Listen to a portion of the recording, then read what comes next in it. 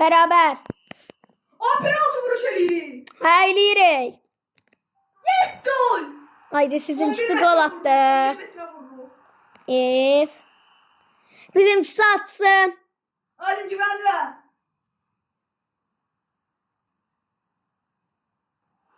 Yes. Hayır. Oy bile. Hadi. Atla. Ali birinci seferdir diyorum. Hep beni özelliği 11 metre. Gol. Biz qabaxdayıq, Ali, biz qabaxdayıq. Ali, biz qabaxdayıq. Haydi. Tutma. Talamat. Talamat yerdən vur. Ye qəşəng. At bizimkisi. Tullar ayağına.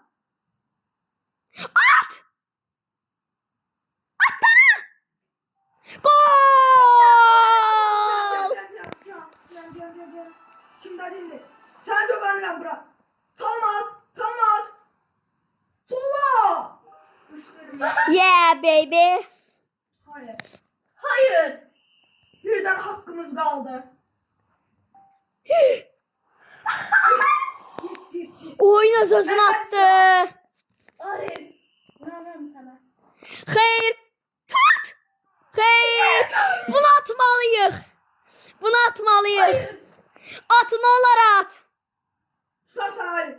Tutar. Gol. Beraber. 7.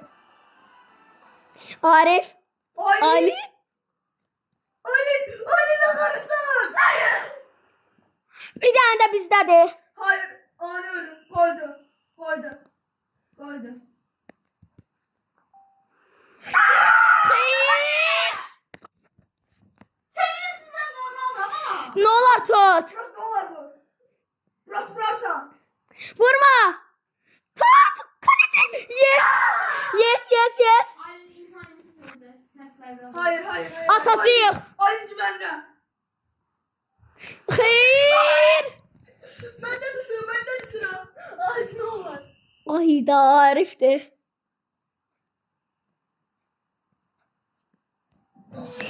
Hayır.